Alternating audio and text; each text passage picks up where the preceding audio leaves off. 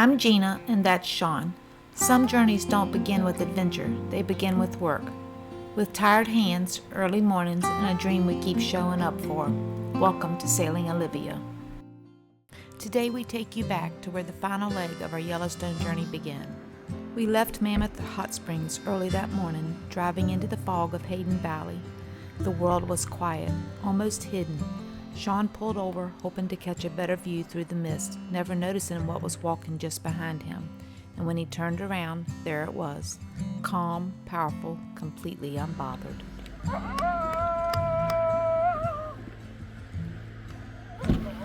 After seeing the bison, we continued deeper into Hayden Valley. I spotted my first grizzly that morning through binoculars. An incredible moment. At our next stop, we noticed another visitor down in the valley, quietly searching for breakfast. There's another one calling back.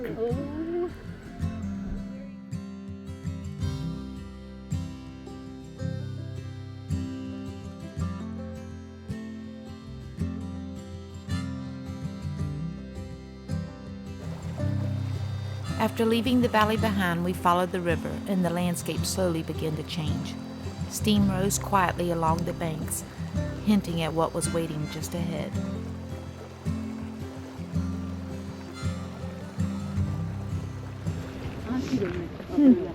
That's boiling hot water right there. No, thank you. Say be careful with the bison up here, that sign said.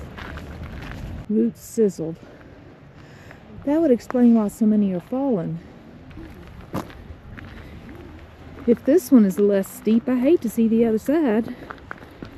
As I said, stick to the arrows and it'll be less of a climb. The earth here breathes differently, and that's where the day began to transform again. Let's see, mud geyser. Muddy water.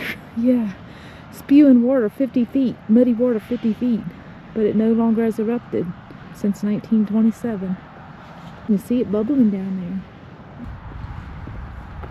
Oh, there's another big one.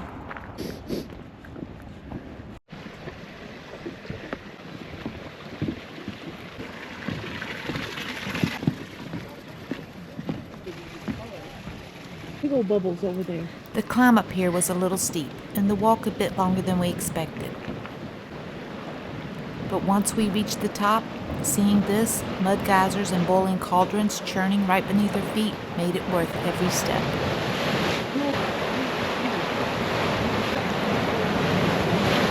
Boy. Oh, look at that. 170. Oh, yeah. Oh, yeah, Sean will have to watch that. Yeah.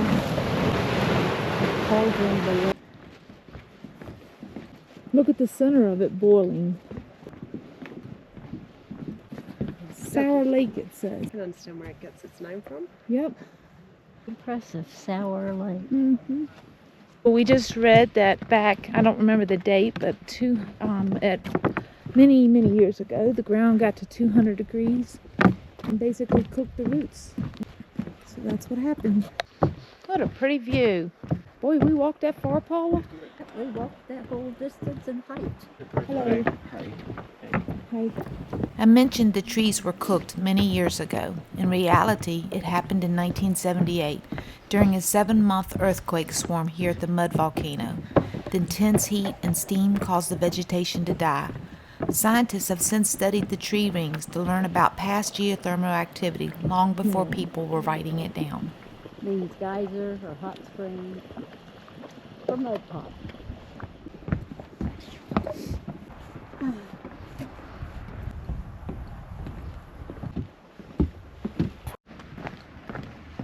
How you doing? That's crazy hot.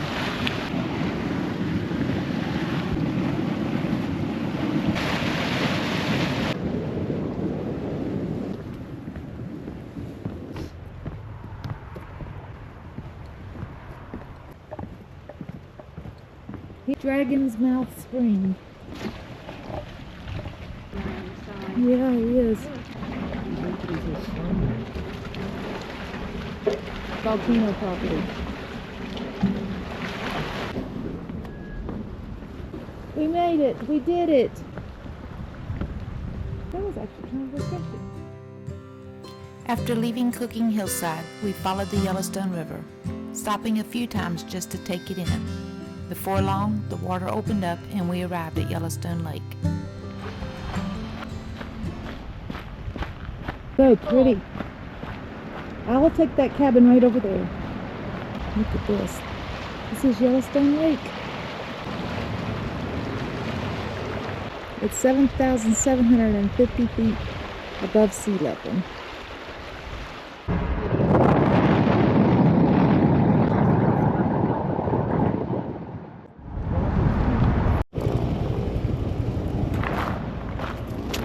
Look at the thermal areas over there.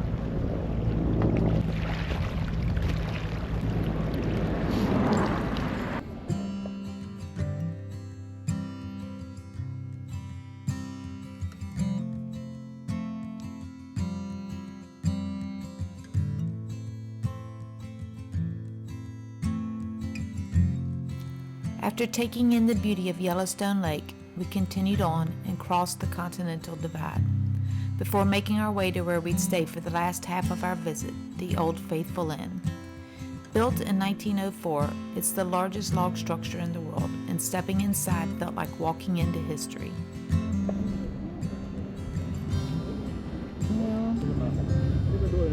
Exactly 3:44.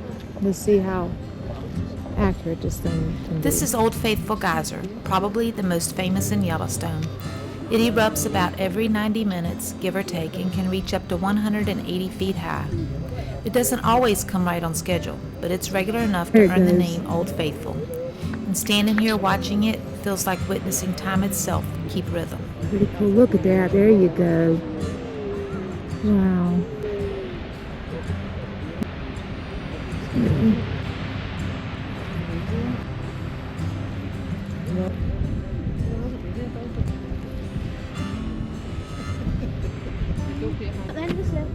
Okay, really quick, I'm gonna try to sneak in a video because, you know, in front of people. But this is the other hotel we're staying for the half week, and this is Old Faithful Inn. And this is the hotel, so it's a log cabin. Right now we're having cocktails over here in this little bar. There's a bigger bar downstairs, but y'all check out this clock.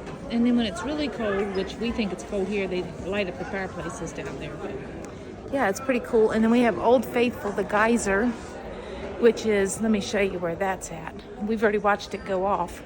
Have this nice sitting area. Nice sitting area.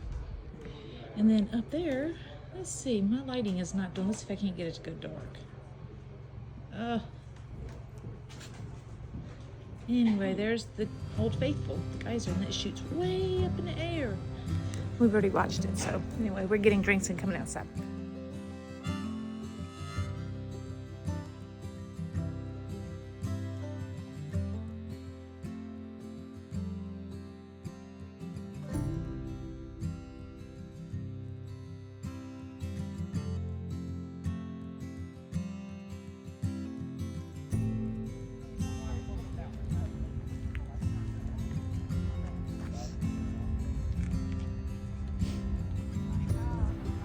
Beehive Geyser doesn't run on a schedule.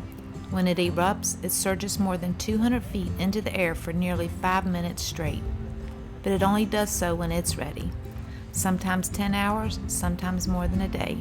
It's nature on its own timing, wild, powerful, and completely unplanned. 4 minutes. It's on its last little spits. It looks like.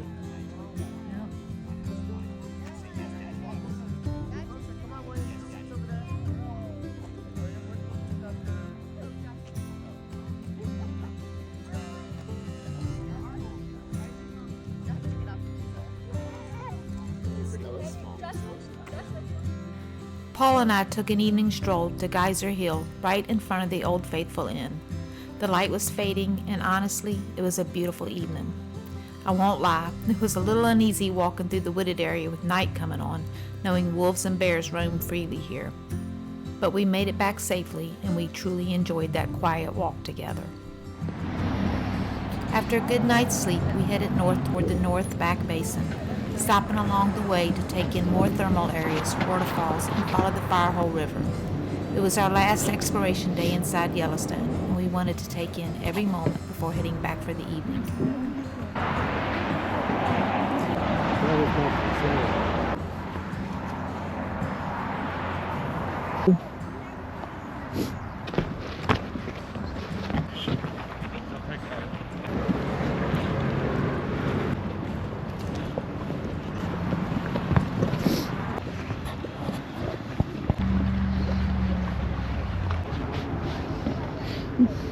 All these thermal areas.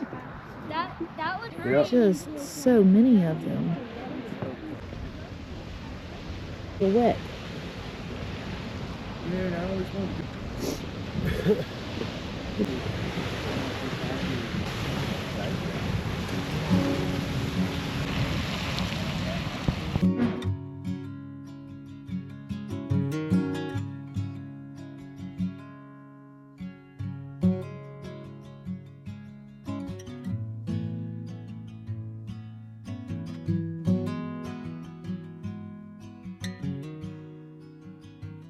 From the thermal fields, we followed the road north along the Firehole River.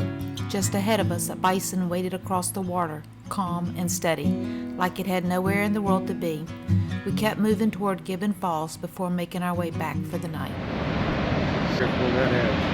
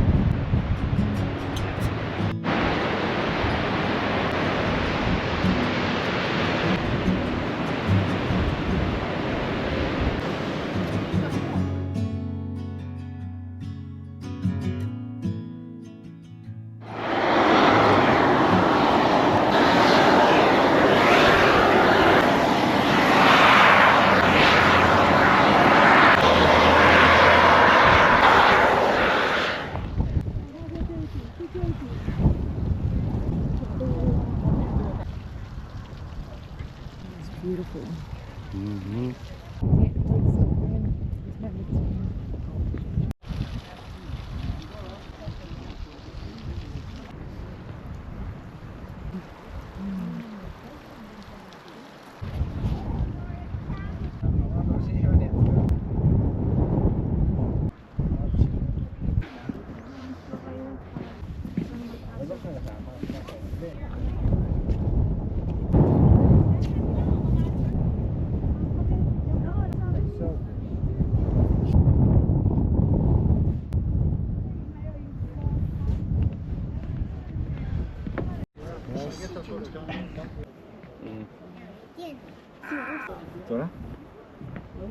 That's beautiful. Yep.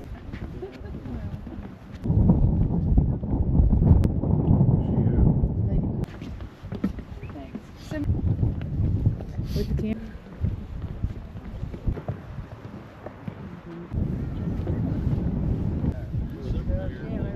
Yeah.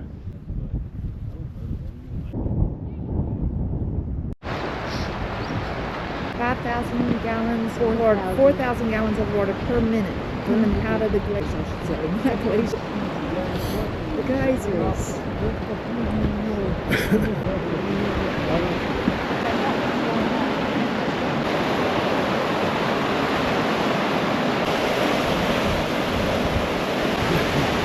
Yeah, it's awesome to see there's no algae in this area. Yeah, you're right.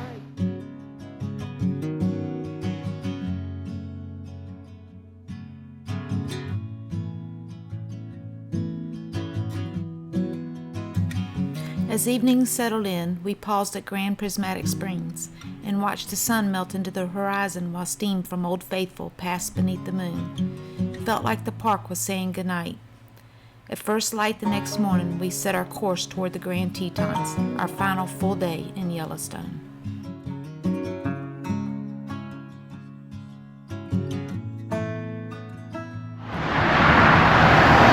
The Grand National Teton Park.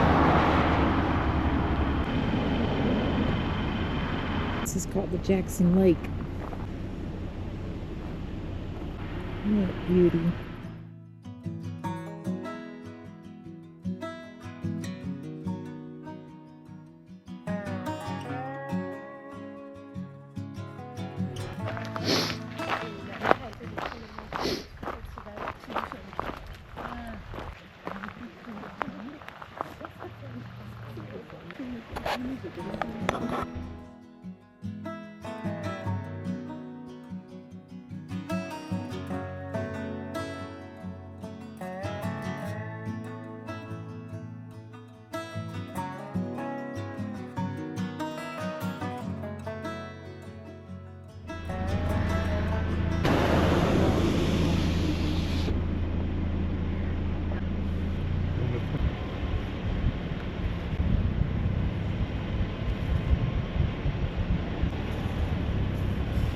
As we began our climb up Uhl Mountain, he appeared, a massive bull elk grazing just off the road, as if he'd been standing guard over the forest.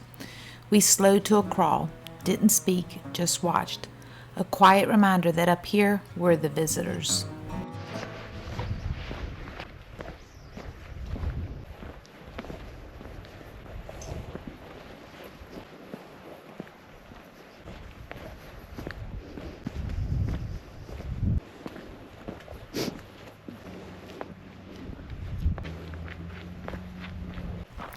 We continued our climb up Uhl Mountain. From the top, we looked out over the valley, Elk Ranch Reservoir shimmering beneath us. Then we descended the mountain and followed the road south toward the Grand Tetons.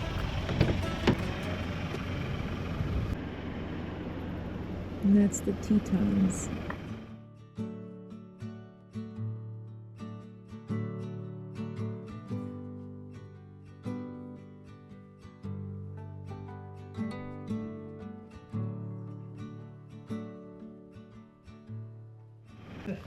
Oh, right there, I see that. See them all down through there. Yeah.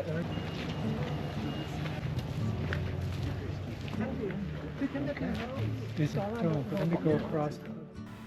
The Grand Tetons came into view, rising straight from the water, carved by time and standing unchanged. The final chapter of our journey right in front of us. This was the moment we realized we weren't just passing through, we were witnessing something sacred. There's the barn.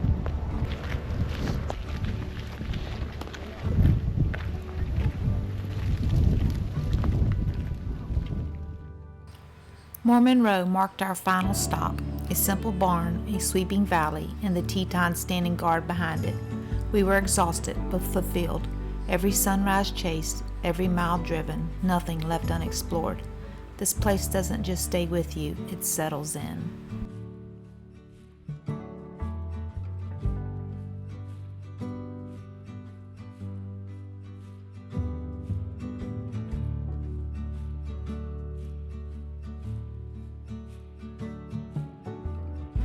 And just like that, it was time to leave. The plane waited, the horizon stretched wide. The trip had ended, but the story will always live with us.